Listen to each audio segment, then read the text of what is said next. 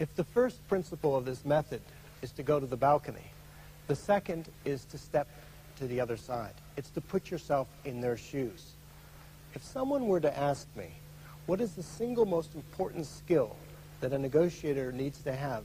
It's this ability to put yourself in the other side's shoes and see the world the way they see it.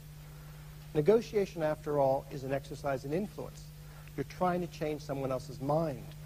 You need to start, therefore, from where their mind is, not from where yours is. I remember my uncle once coming to visit me at Harvard. It was his 25th alumni reunion. And at one point, he took me aside and he said, "You know, Bill, it's taken me 25 years to unlearn what I learned at Harvard Law School." He said, "What I learned at Harvard Law School is that all that counts in life are the facts. Who's right and who's wrong." 25 years of being in the world of business is to discover that just as important as the facts are people's perceptions of those facts. Unless you're able to put yourself in their shoes, understand the way they see the situation, you're never going to be that effective at either making a deal or settling a dispute. And the key way of putting yourself in their shoes, of stepping to their side, is to listen. It's the simplest. I remember once being in a union management negotiation, one which was very difficult, which had led to a strike in the previous time, and it looked like it was going towards a strike again. But there was a breakthrough in the negotiations. Things started to get more positive. And if you looked for the moment of that breakthrough, it was when one side, in this case the union, began to listen.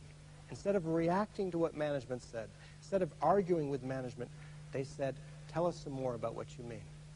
That's when the conversation shifted. Listening is key. If you actually observe the practice of successful negotiators, you'll find that they actually listen far more than they talk. We often think the best negotiator is the best talker, but really the best negotiator is the best listener.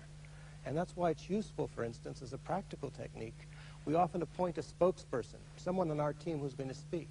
It's just as important to appoint a listener. It's all part of putting yourself in their shoes.